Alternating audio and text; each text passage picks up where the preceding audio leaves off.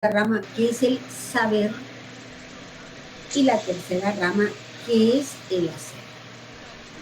Y dentro de las disciplinas que responden a qué es el saber, pues aparte de la nociología, epistemología, también nos sirve la lógica.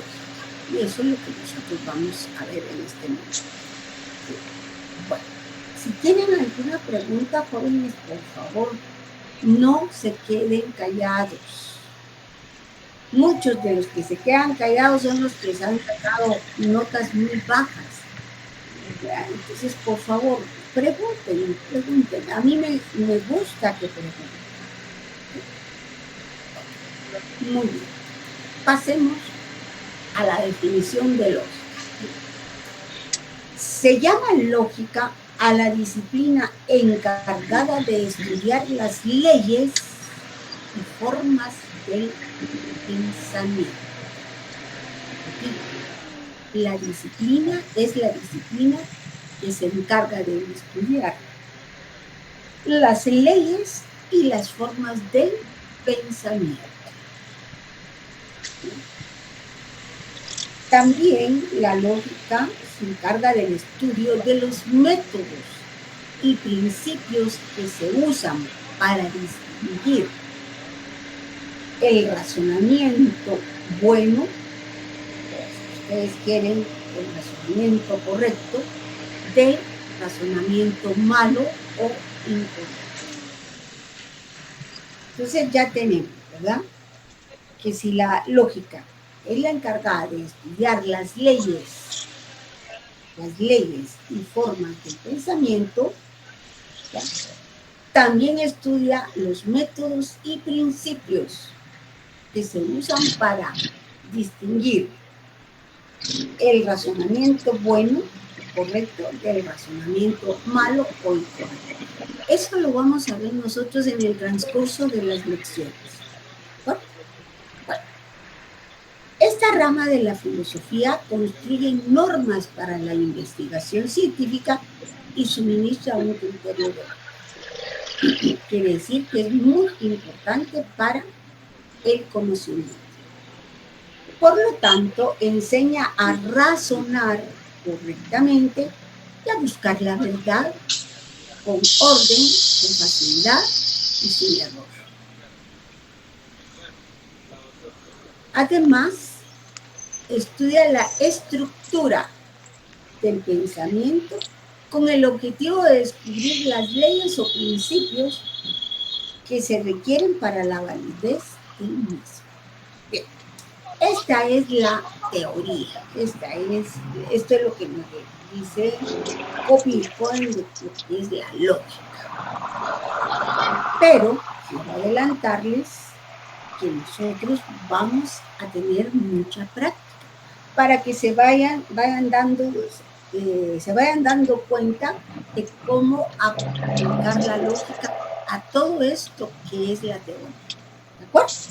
Por eso necesito que estén muy atentos, que vayan a la par mía, por favor. Que vayan a la par mía, no se queden ustedes atrás. Ay, yo voy a estudiar un día antes del examen. Les va a ir mal. Y recuérdense que ahora son 40 puntos. 40 puntos que están ustedes poniendo en juego. Bueno, ¿alguna pregunta? ¿Alguna pregunta?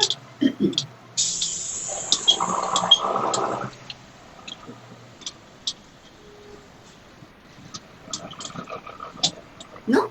Bueno, tal vez no hay preguntas porque pareciera fácil y sí lo es, ¿verdad? Pero ahorita yo entiendo que ustedes están un poco confundidos. ¿Cómo es eso que leyes y formas del pensar, que estudia las estructuras del pensamiento? ¿Y qué hacemos, verdad? Pero ahorita lo vamos a ir viendo poco a poco. Bueno, el término lógica, aquí ya van ustedes a participar un poquito más. se utiliza en circunstancias tan variadas que muchas veces se alejan de la esencia de esta última. Veamos estos ejemplos. Está nublado. Por lógica va a llover. Andrea es muy inteligente. Por lógica ganará todos los cursos. Vean ustedes que aquí está el término lógica, está mal utilizado, está incorrecto. ¿Ya? Pues se refiere a un conocimiento obtenido gracias al sentido común o por experiencia. Entonces, y hay muchas situaciones o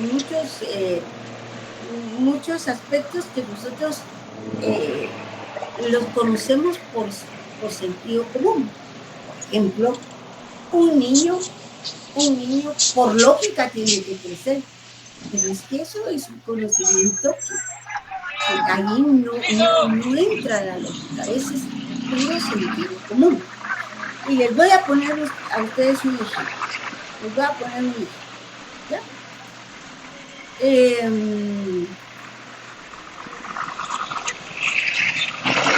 Voy por la calle, ¿ya?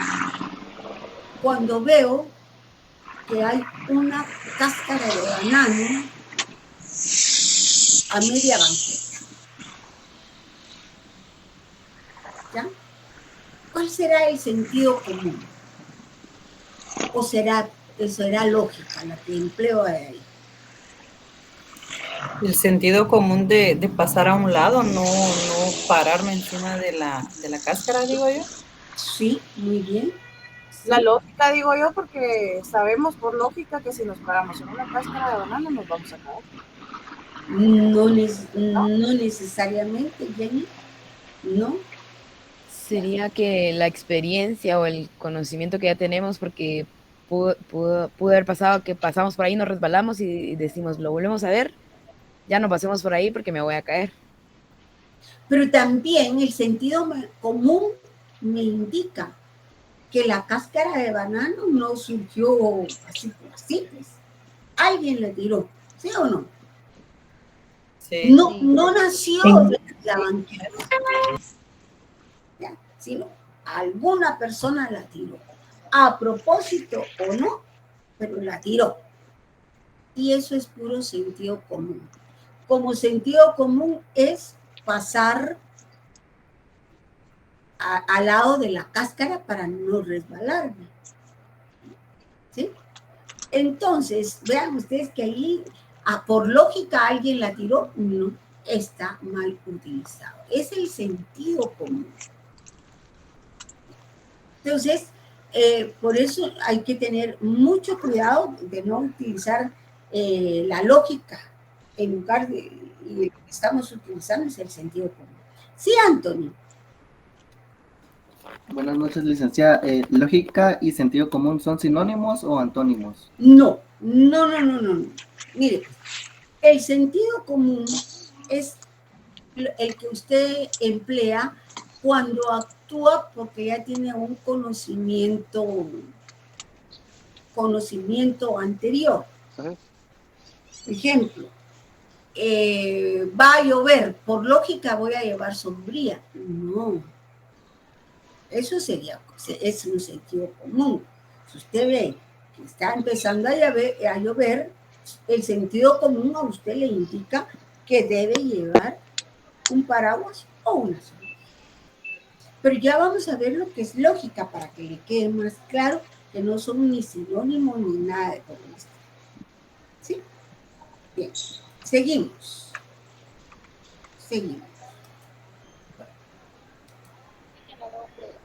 Perdón, aquí estamos. En los ejemplos anteriores, la palabra lógica está mal empleada, pues se refiere a un conocimiento obtenido gracias al sentido común o por la experiencia. Los datos aportados en las frases anteriores no ofrecen información suficiente para conclusiones de las mismas. Pero ahora veamos este ejemplo. Bien. Todos los perros son cuadrúpedos. Bruno es un perro. Entonces, de esta información que me dan los primeros datos, yo puedo obtener una conclusión. Entonces, o por lo tanto, si ustedes quieren, Bruno es cuadrúpedo.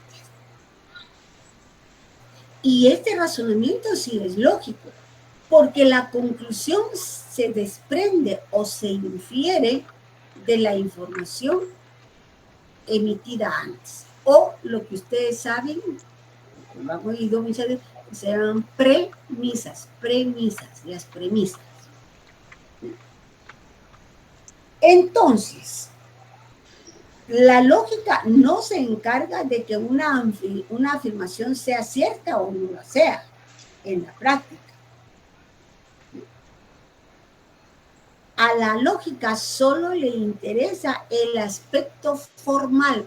Formal viene de forma, ¿ya? Del pensamiento, su coherencia y su validez.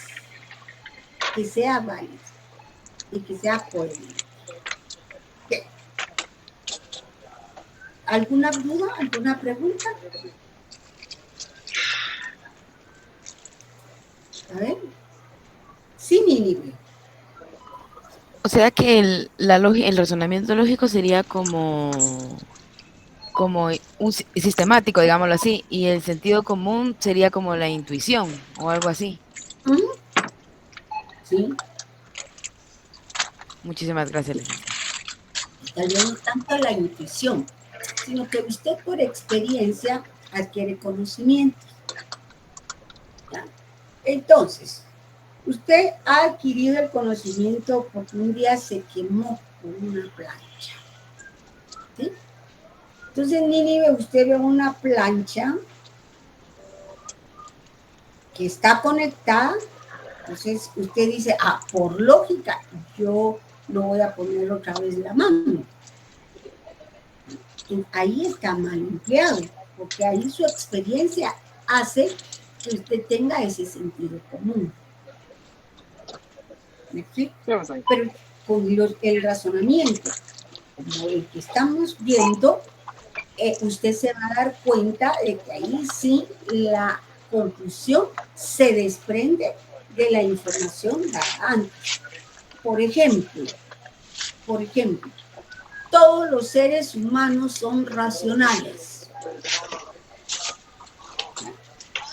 Todos los seres humanos son racionales.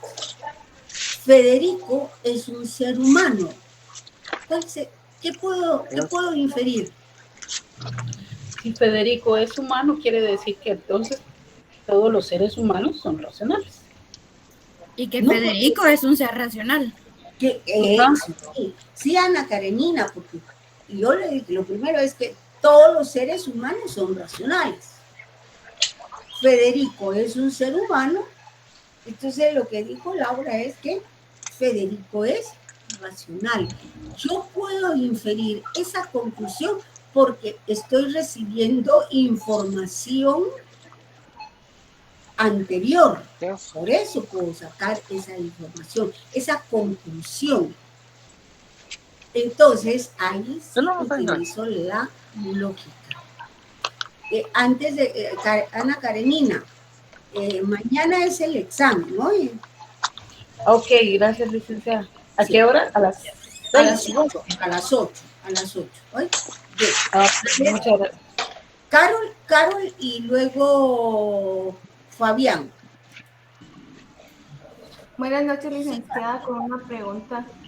El sentido común va de la mano con el empirismo, ¿verdad? Con la práctica, con la experiencia que hemos tenido. No confundan una cosa con otra.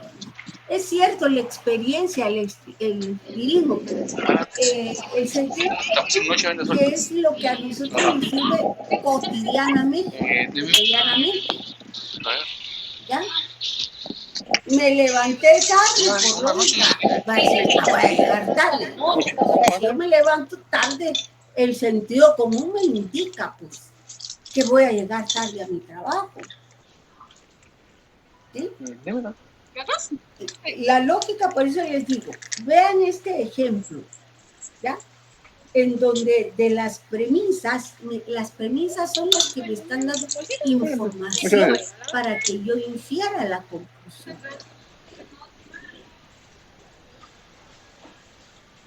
¿Estamos bien? Sí, licenciada, muchas gracias. Fabián. Licenciada, de cierta manera, cuando uno tal vez no ha estudiado perfectamente una clase, ¿verdad? Así como ahorita la lógica, ¿cómo es que nosotros como seres humanos a veces no sabemos los términos?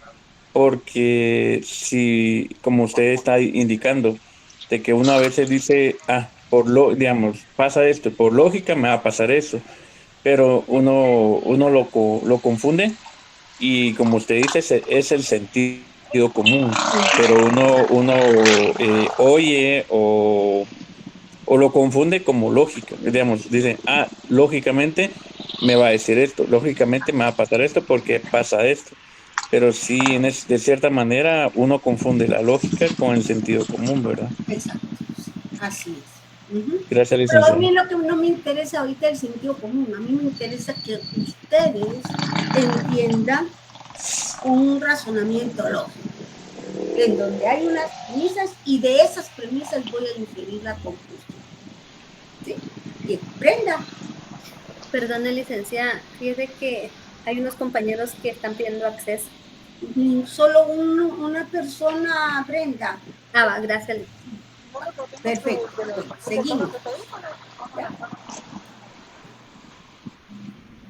Entonces, bueno, perdón, estamos aquí.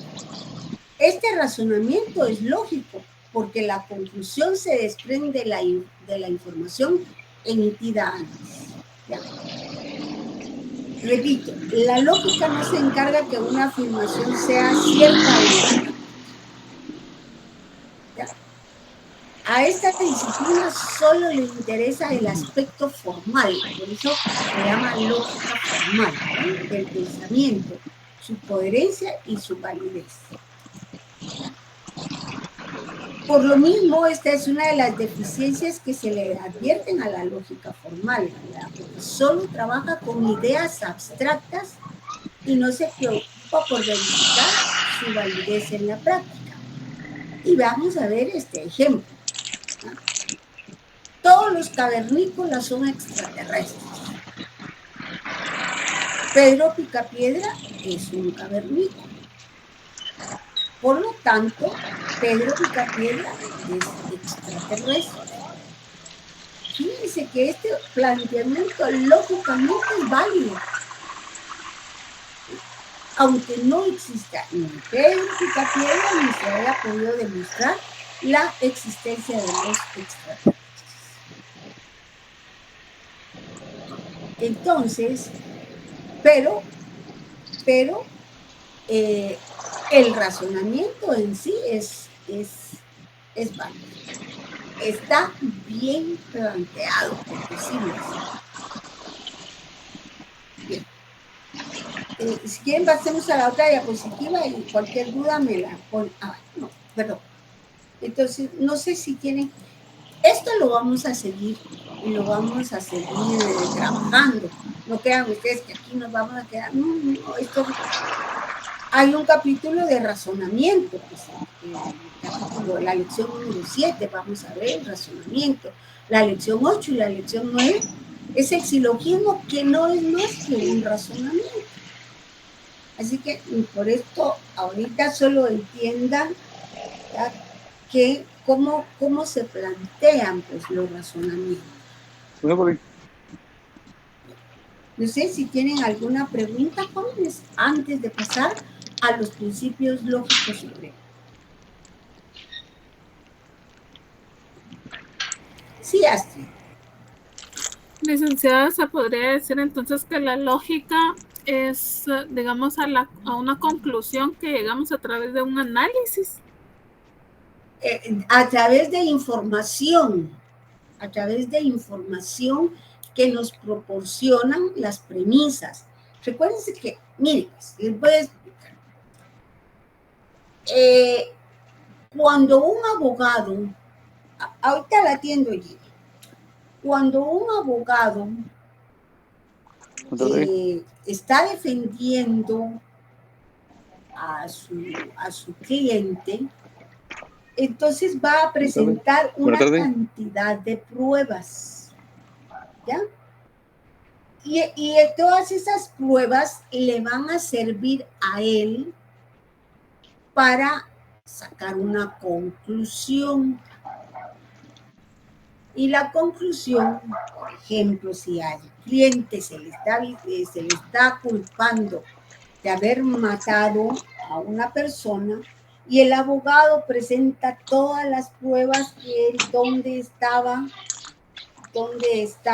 en ese momento, cuál era la relación con la persona que falleció, por ejemplo, que la persona que falleció era muy violenta y tenía una cantidad de características poco agradables, y que esta persona, de acuerdo con la balística, había determinado que era una persona que quien disparó era una persona diestra, es decir, que solo maneja la derecha.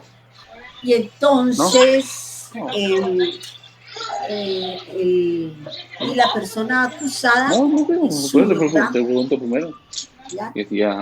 Todas esas pruebas van a servir de premisas para que el abogado infiera que su cliente no pudo haber disparado porque él es una persona zurda.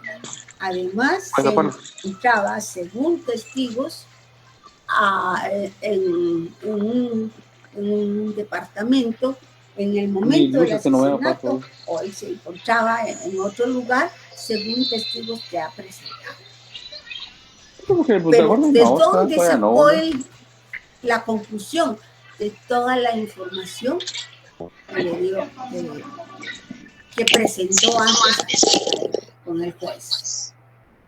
Luego vendrá el Ministerio Público y presentará las pruebas para que su conclusión sea que es culpable. Es el juez el que va a decidir, de acuerdo con ambas informaciones, si la persona es inocente o es culpable.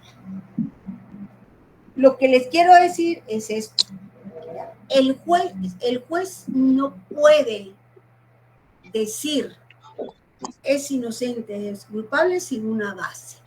Tiene que tener una base que está, o una información, mejor dicho, fundamentada, y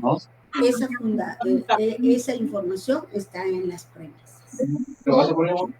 ¿Cuántas veces se han perdido casos de personas que realmente sí han tenido algo que ver, ¿verdad?, en algún acto delictivo, porque el Ministerio Público no presenta las pruebas necesarias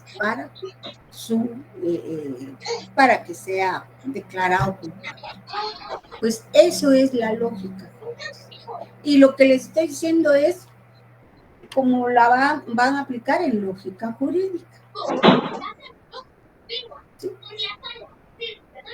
Bien.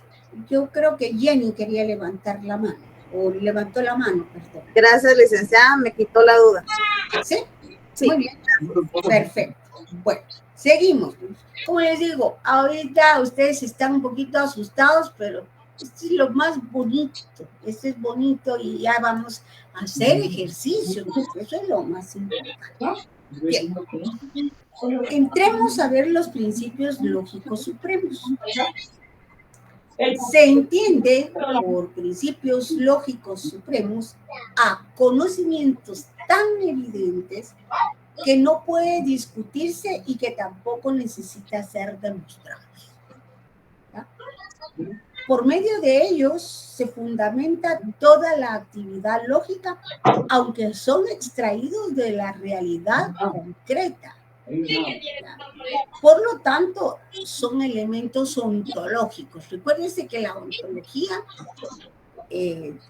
es una de las disciplinas que estudia al ser, a la realidad, a la naturaleza, etc. Por lo tanto, todos los razonamientos están fundados en estos principios lógicos, por lo que se les considera verdaderas leyes del pensamiento.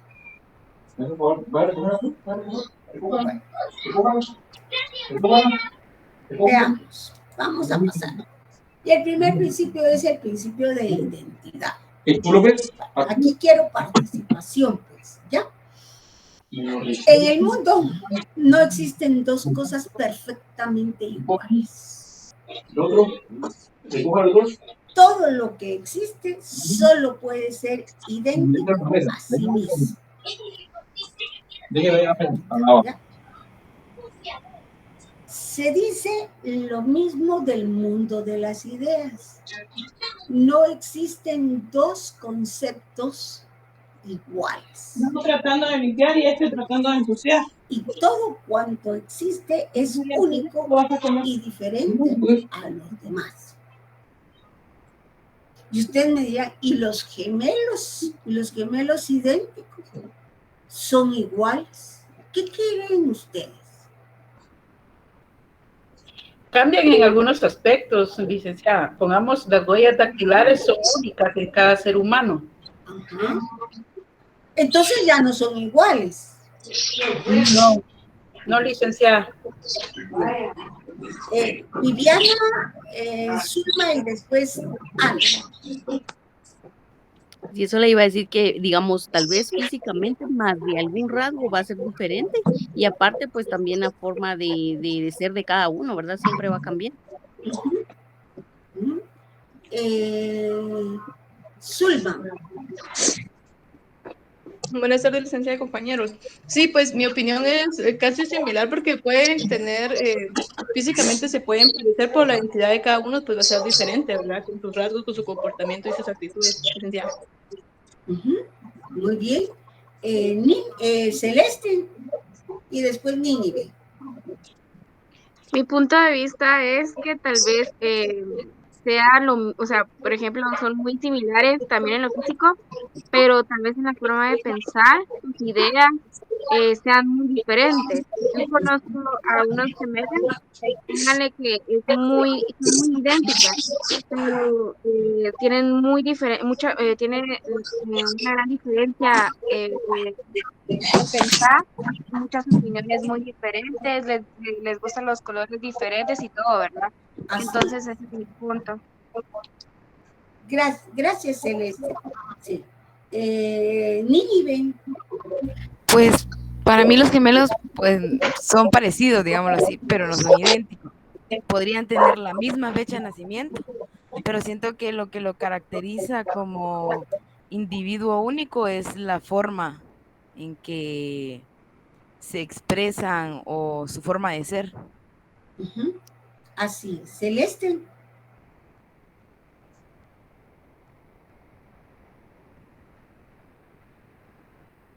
Jenny. Yo conozco a un par de mellizos y a un par de gemelos. Los mellizos son idénticamente por el lado físico, pero en actuar sí, al pensar son totalmente diferentes. Los conozco, a estos mellizos los conozco de niños. Y hay unos gemelos que sí conozco, ya tienen mi edad. Ellos tienen muchas similitudes. Físicamente no son iguales, pero en el actuar como que estuvieran conectados, licenciada. A veces ellos sí me dejan así como que sí tienen muchas cosas al momento de hacer algo. Sí, yo te dije, y él se le queda viendo, sí, yo también, pero yo no te dije, yo lo pensé. Sí, sí, como que te vean una conexión, pero sí, o sea, en sí es diferente un mellizo a un gemelo. Sí. Leslie y luego Ana, y después ya seguimos, por favor. Leslie. Por ejemplo, también la esencia, porque, por ejemplo, yo tengo tíos que son gemelos, pero uno nació un día y el otro hasta el otro día. Entonces son totalmente diferentes porque uno es más serio, el otro es más le gusta llevarse más con las personas. Y pues obviamente cuando los vemos son totalmente distintos, no se parecen en nada, como que fueran dos personas totalmente diferentes, pero ellos sí se identifican como gemelos. Y es un poco curioso porque donde son mis papás les dicen cuaches. Entonces es bastante curioso esa parte de los gemelos también. Sí, yo quiero aclarar algo, por ejemplo, y lo dijo Jenny, los mellizos son exactamente iguales en lo físico, ¿ya? Pero aún así, uno dice, no son iguales, ¿ya? Más de algo es diferente. Si yo les pongo el ejemplo, Luis y Rolando son mellizos. ¿A quién se parece Luis?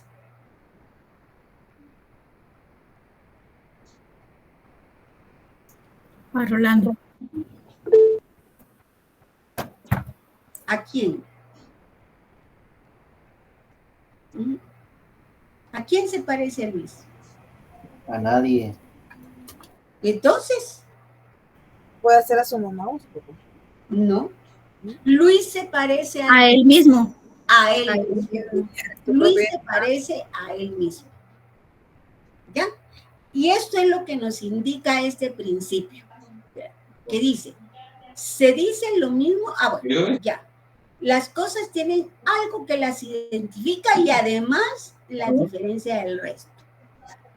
Por lo tanto, este principio de identidad se expresa con la fórmula A es igual a A. ¿Ya? A es igual a sí misma. Por eso yo le decía, ¿a quién se parece Luis? A sí mismo. Y aunque parezca algo obvio, sirve para fines lógicos. Y a veces no tan obvio, porque dice a su mamá, a su papá. No. Un objeto, un ser, solamente es idéntico solo a sí mismo. Solo a sí mismo. ¿Sí? Bueno, seguimos con este principio. Este principio indica que cuando un juicio afirma que A es igual a A, este juicio es necesariamente verdadero.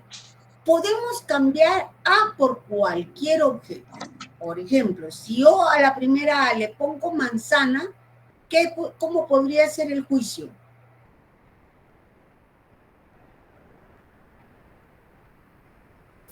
A a la manzana. Sí. Si la primera A es una manzana, ¿qué digo?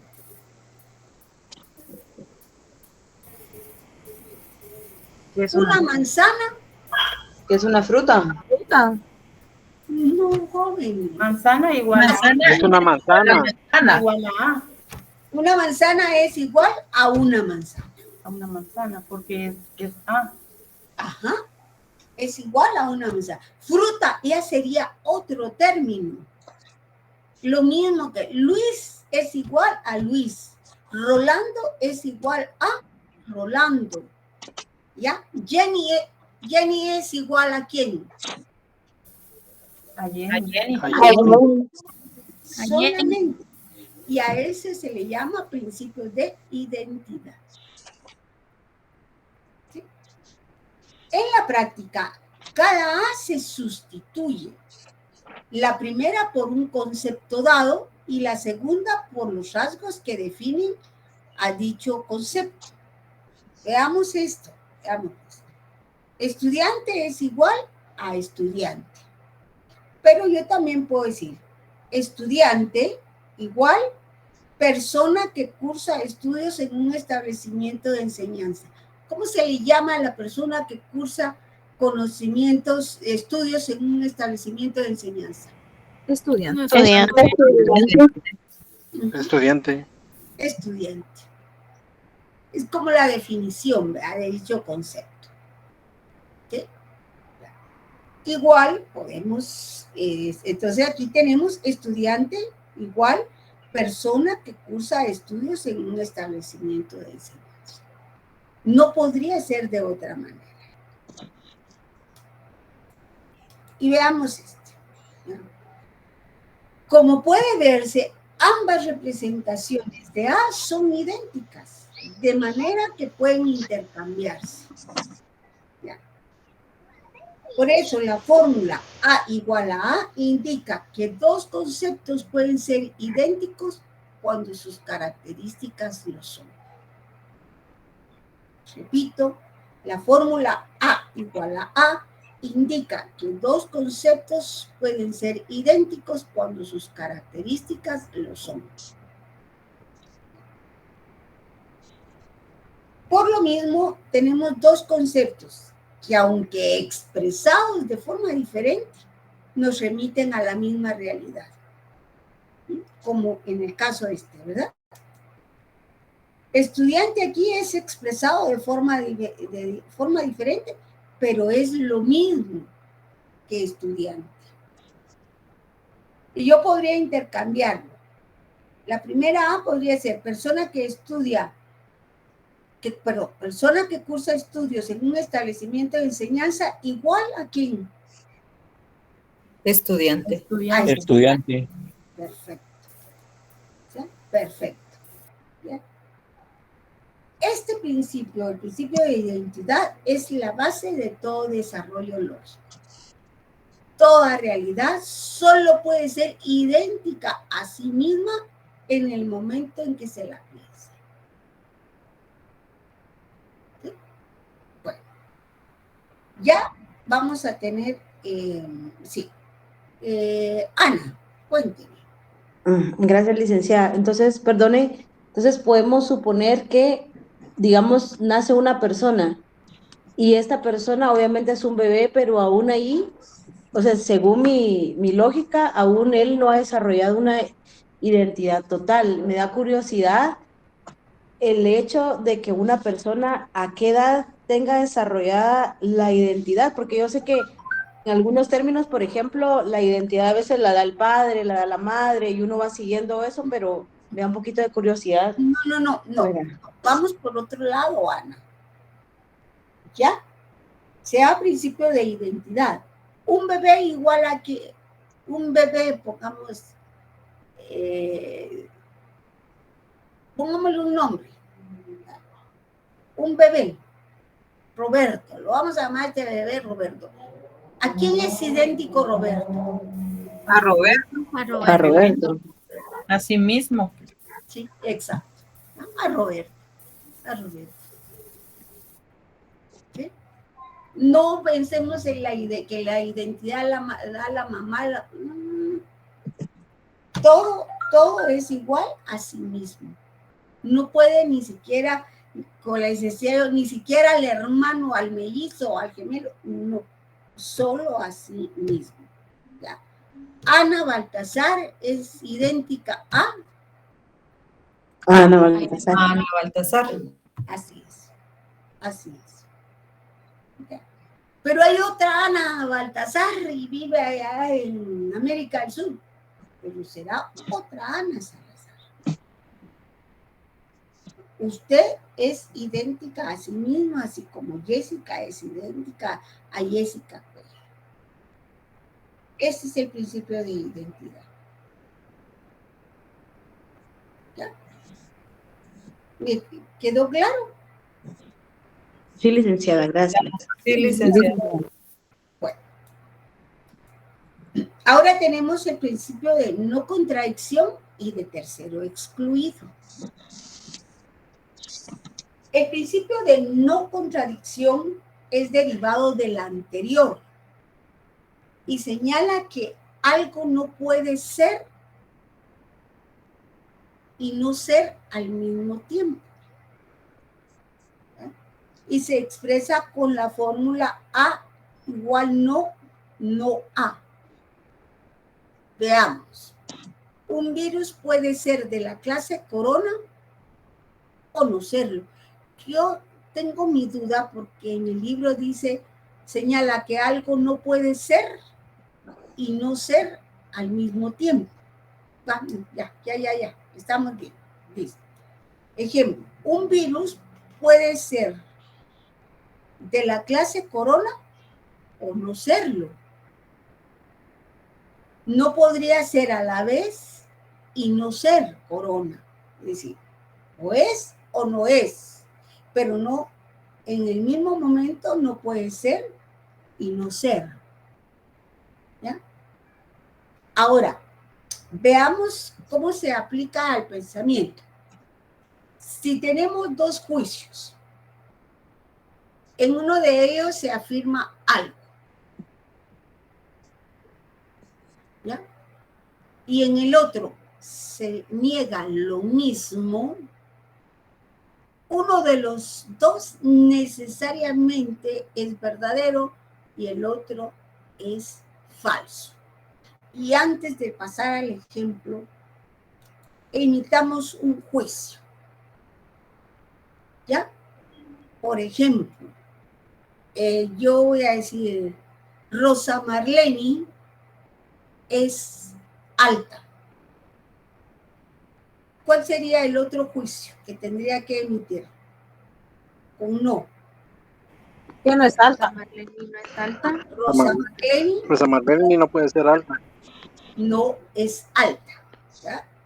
En uno afirmamos y el otro negamos. Uno de los dos tiene que ser verdadero. Y por supuesto el otro va a ser falso. ¿Ya? Entonces, veamos ahora sí el ejemplo para que vean ustedes cómo lo vamos a relacionar. Ejemplo. Los estudiantes de Derecho son universitarios. ¿Sí? Puede ser verdadero o puede ser falso. B. Aquí no es A porque aquí no es lo mismo. Los estudiantes de Derecho no son universitarios. Puede ser falso o puede ser verdadero. ¿Ya? Si A es verdadero, B necesariamente tiene que ser falso. Y si A es falso, B tiene que ser verdadero. Ahora veamos este otro ejemplo. Pedro es inocente. Puede ser verdadero o puede ser falso. Pedro no es inocente. Puede ser falso o puede ser verdadero. Pero aplico lo mismo. Si A es verdadero, B es falso. Y si A es falso, B es verdadero. Bien. Cuando se elabora una argumentación, es indispensable tomar en cuenta este principio, puesto que el argumento no debe afirmar y a la vez negar lo mismo. En derecho, y aquí viene lo importante, este principio es muy útil. Ninguna norma puede prohibir y a la vez permitir una acción. Bueno, aquí ya vienen las preguntas. Solo quiero ver, consultar. Aquí vienen las preguntas. ¿Ya?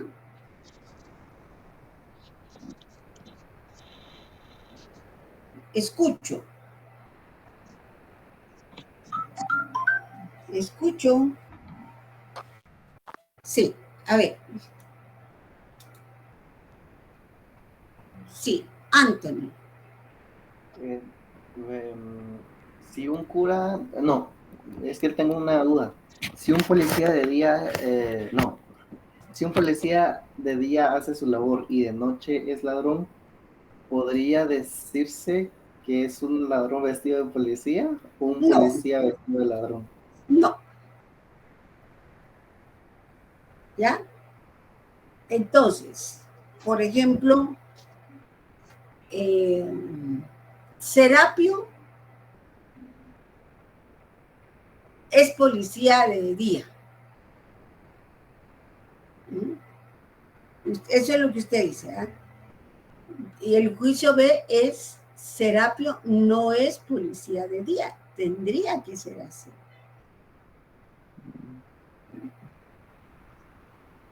¿Ya? No es cambiar tantos términos, pues. Sí, Anthony. O sea que es o no es, ¿verdad, licenciada? Eso no es. Ajá.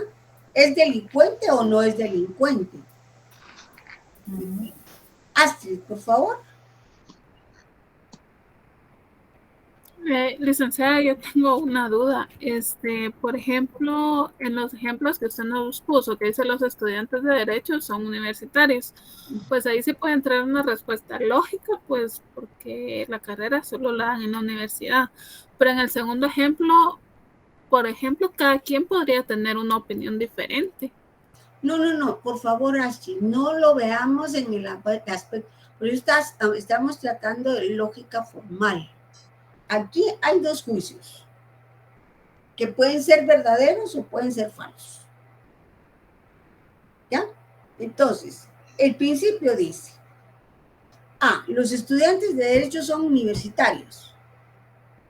Podría ser verdadero o podría ser falso. La lógica a mí me dice, bueno, si es que si estudian en la universidad, por lo tanto, ¿ya? Eso es verdadero. ¿Ya? Los estudiantes de Derecho no son universitarios. Sería B igual que B. Yo lo que estoy diciendo, aquí lo que yo quiero que miren ustedes es: si A es verdadero, B necesariamente tiene que ser falso. Y si B es verdad, es falso, el A tiene que ser verdadero. Y así también acá. ¿Ya? Es decir, no pueden ser ambos verdaderos ni ambos falsos a la vez. Uno de los dos tiene que ser verdadero y el otro tiene que ser falso. Eso es lo que estamos hablando de la lógica. Ahora veamos en el siguiente ejemplo. ¿Ya? Pedro es inocente. Puede ser verdadero o puede ser falso. Y B, Pedro no es inocente. Puede ser falso o puede ser verdadero. Y aquí es: si A es verdadero, B es falso. ¿Ya? Si B es verdadero, A es falso. ¿Ya? Sí, licenciada. Sí, Sí, licenciada. Viviana.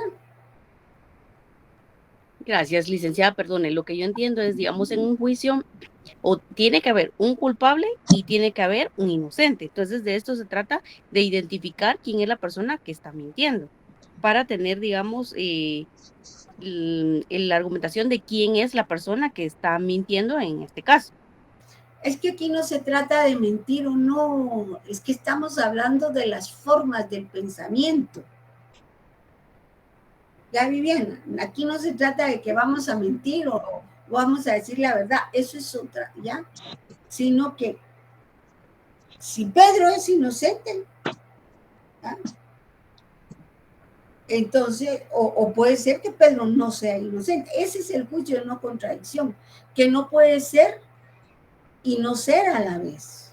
No puede ser verdadero, inocente y no inocente. O es inocente o no es inocente. Esa es la fórmula. Ya. Gracias, licenciada. Zulma.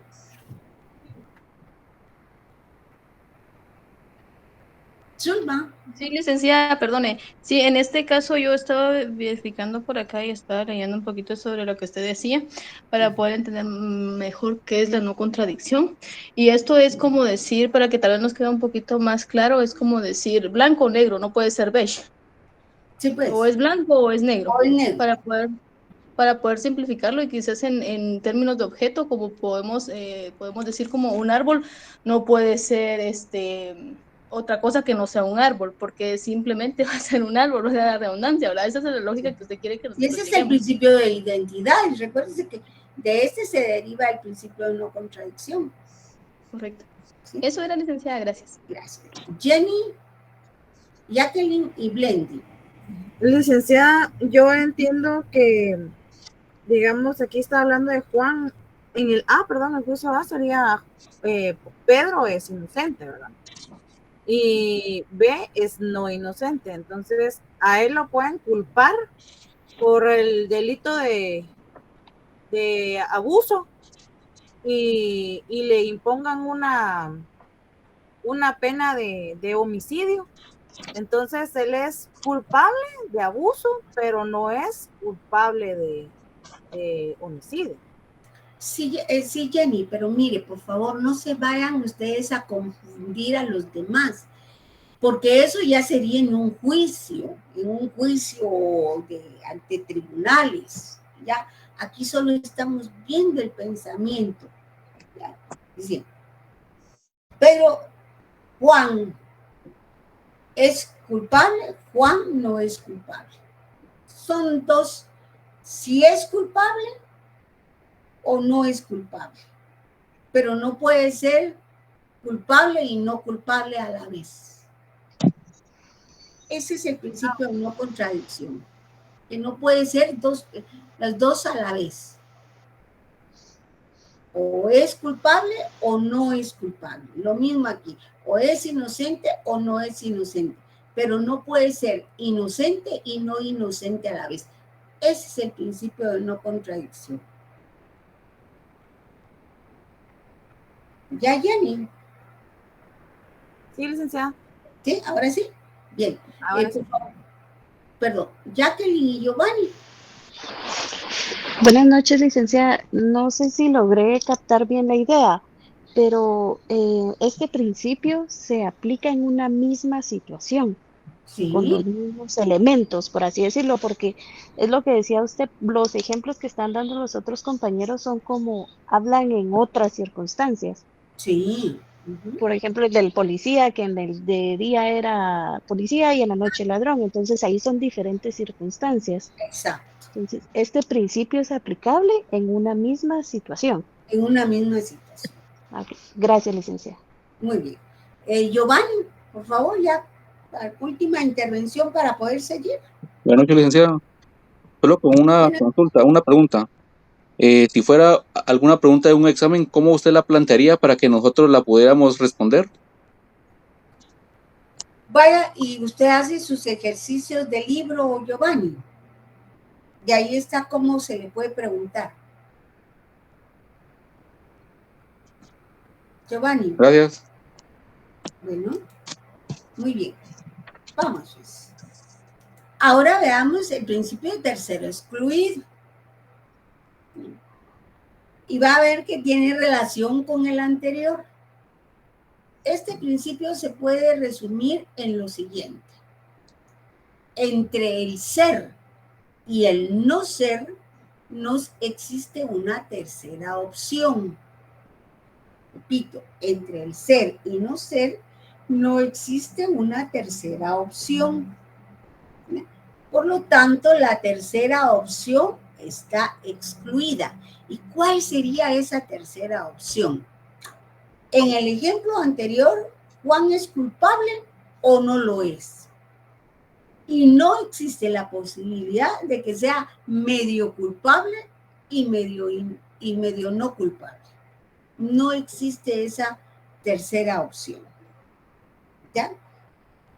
Pareciera evidente, pero esto es un principio lógico supremo. Repito, este principio se resume en lo siguiente: entre el ser y el no ser no existe una tercera opción, es decir, una media. Es que es medio, fíjese, a mí me da risa cuando me dice, fíjese, licenciada, que medio leí. medio leí. Le pregunto, ¿usted leyó la lección? Medio la leí, licenciada. O la leyó o no la leyó, pues. Porque eso de medio, podemos decir que no se puede dar. ¿Qué significa ese medio? Que solo empecé a hojear el libro. Eso no es leer. ¿Sí? Bueno, entonces, en derecho se suele aplicar este principio cuando existen dos juicios contradictorios entre sí. De acuerdo con el principio de no contradicción, no pueden ser ambos verdaderos a la vez. Y con el de tercero excluido se enfatiza que ambos no pueden ser falsos a la vez. ¿Sí? Bien, vamos con Jacqueline y luego con Carol. Perdón, licenciada, se quedó levantada la mano. Gracias. Ahora, bien, Carol. Con una pregunta, licenciada. Sí. En este no existe un punto medio, ¿verdad? O no. Es o no es. Claro, ajá. Gracias, licenciada. Muy bien. Bueno, entonces, para dar, yo quería adelantar un poquito más con ustedes, pero me encanta que pregunten, que ustedes no se queden con dudas, por favor, ¿no? Bien, yo quiero, por favor, que saquen su libro, los que lo hayan comprado, muchos no lo han comprado, entonces no sé ni cómo van a estudiar, y entonces en la página,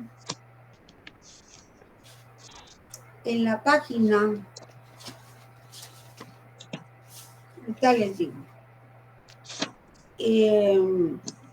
179,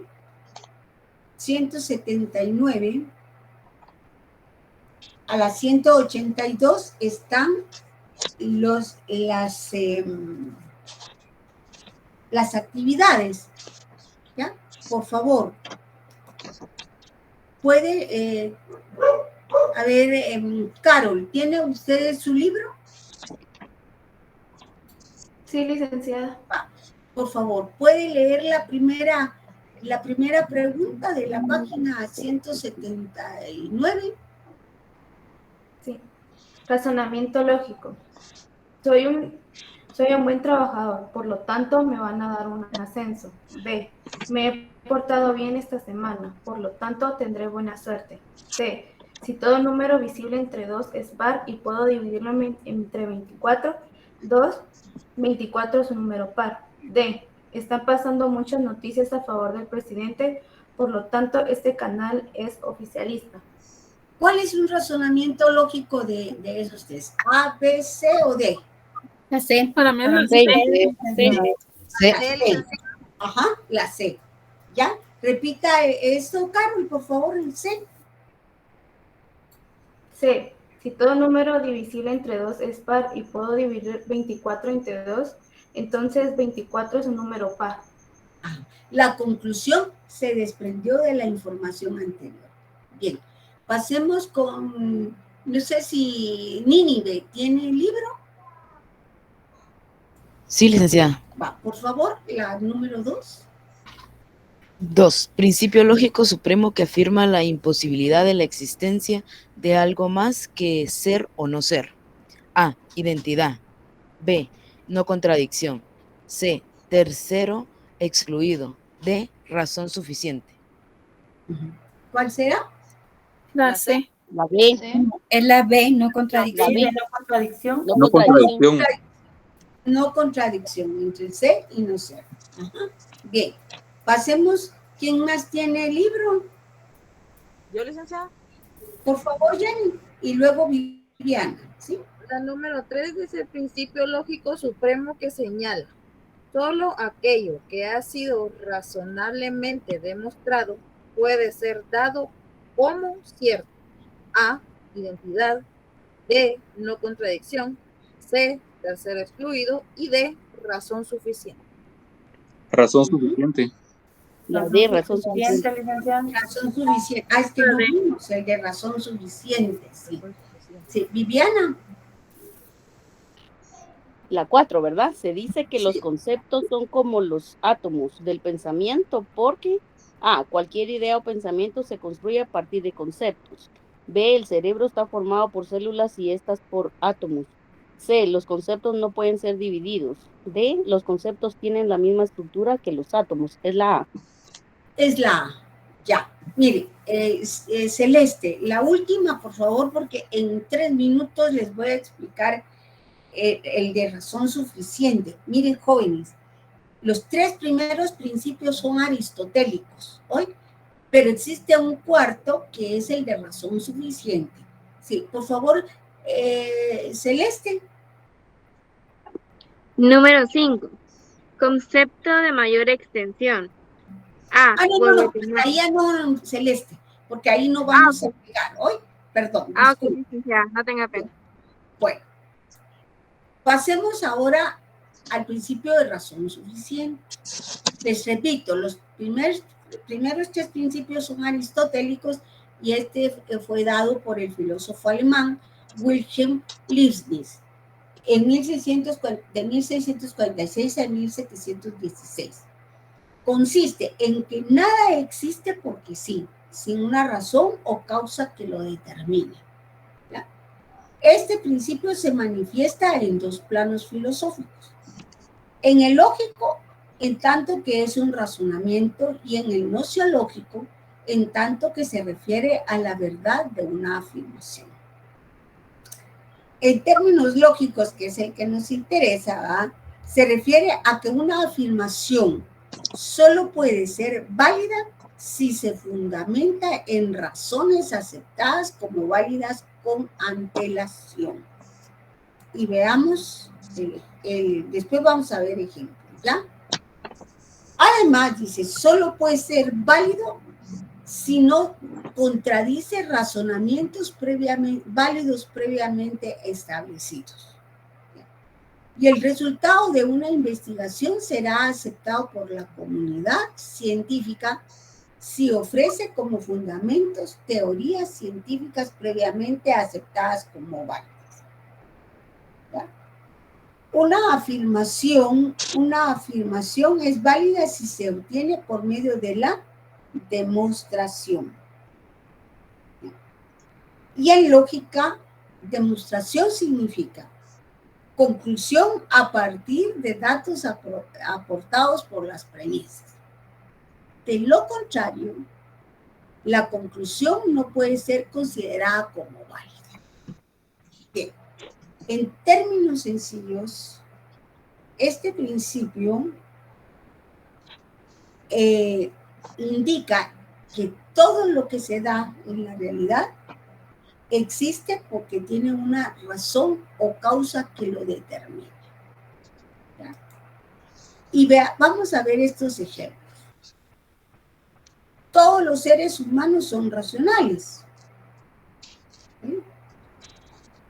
Joe Biden es un ser humano. Él es el presidente de los Estados Unidos, ¿verdad? Por lo tanto, entonces, Joe Biden es racional. Este principio sí es válido, porque hay razones suficientes para establecer que Joe Biden es racional. Pero ahora veamos este ejemplo.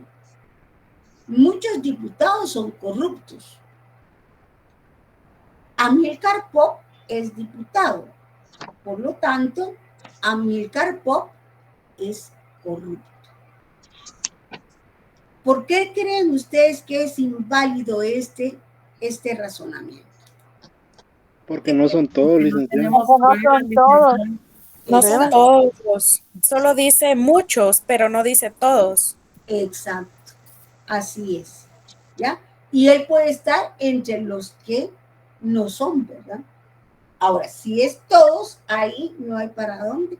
Que si él es diputado, tiene que ser corrupto porque están afirmándose que todos son diputados.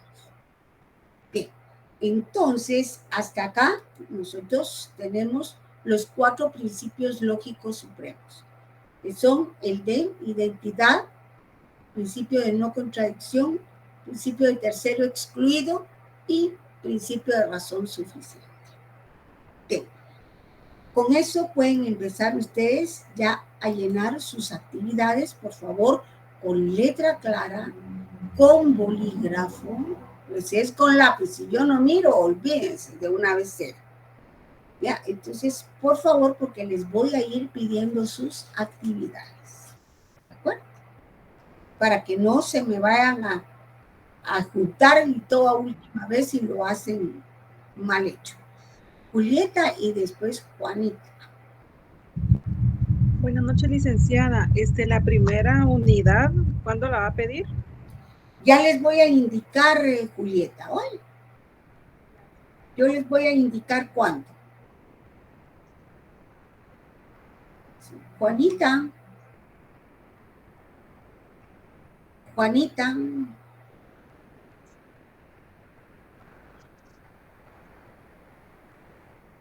Juanita, César, por favor.